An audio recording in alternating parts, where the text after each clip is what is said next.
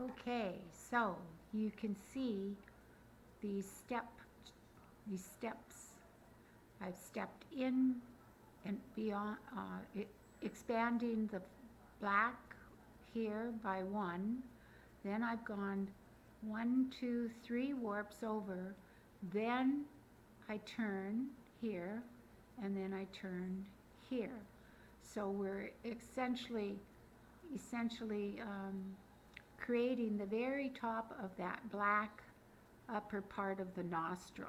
And I've done that same thing here on this side. 1, then 3, then 1, 1. And that will create that upper nostril curve. Um, so that would be the next step. And now what we're going to do is I'm going to braid the blue and the black and the white, and then the black. Same thing here. I'm going to extend those braids off to the outer edge of the nostril. And then we're going to fill in with the black weaver here.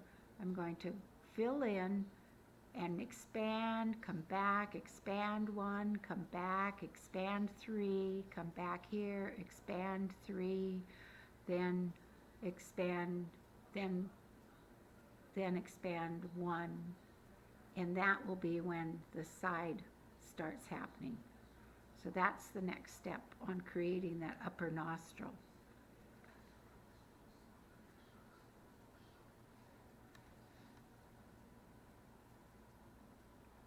So this is my first 3-strand that I will bring down, and what I'm going to do, let's get this weaver. Let's get our weavers out of the way so they don't get mixed up with anything. So I'm just going to get them out of the way. And even this one, I think I'll move back. I just don't want it to get in the way. It's confusing enough, so always try to organize yourself in such a way that you're not going to be confused. Okay, so we have the black and the white on the blue side here, and we have the black and the white on the black side. So what we're going to do is I'm going to do the braid action, the top one to the left and to the right, and straight down. So it's not going to go over to here. It's going to go straight down and behind 1. Now this is going to go in front of, in back of, and then down. So that I know is the upper level, which will be 3 wide. So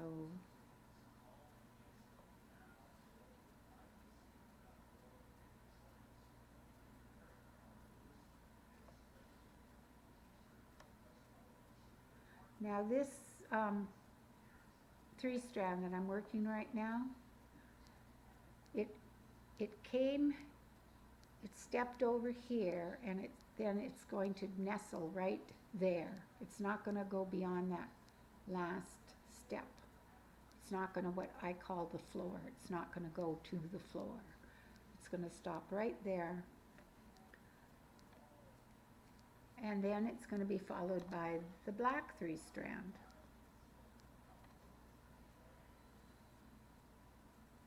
So find the 3 that belong together, and then left, right, and then straight down where that black-blue connection was, and then behind 1 and up. Now this is your action 1. It's going to go in front of, behind, straight down, and behind 1.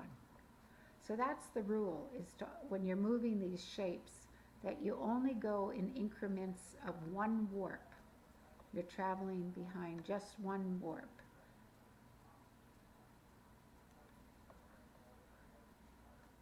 Now you'll also notice that these braids are, are camouflaging those step joins, which is their purpose.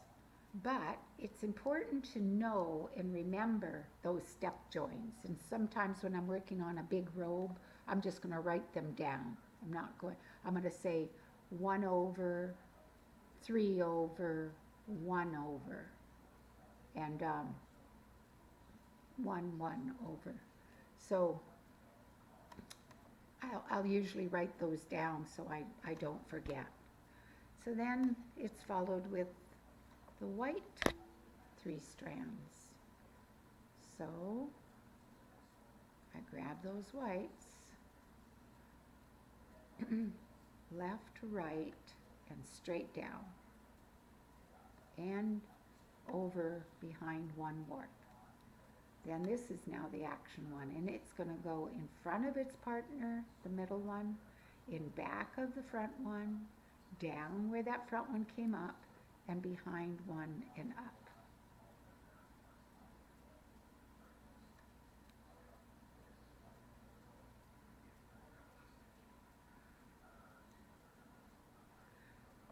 Now there's lots of different styles of noses in these spirit faces.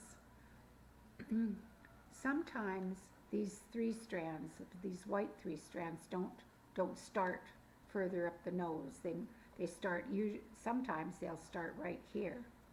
You'll enter them here, and they won't have this long way of running alongside the nose. But this is another style, so I've seen all of these different styles in old robes. The face is where you're going to see the individual weaver's preferences. So I always study those faces and compare them in ancient robes so that I can see who was weaving this robe years ago. Is it the same person? Do they use the same colors? Are they using the same techniques? How do they make the eyes? Are the eyes have the pupil up touching the eyelid line? Okay, so if you notice, I brought all of these exactly to the same point and stopped them right there at that point. So I take the black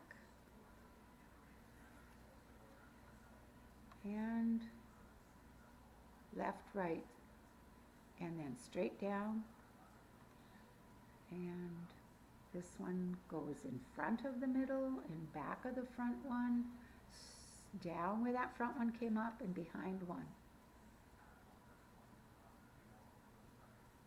So it's following and creating the top of those nostrils. And I'll jump over and do the same on the other side. But we've just created quite a nice curve.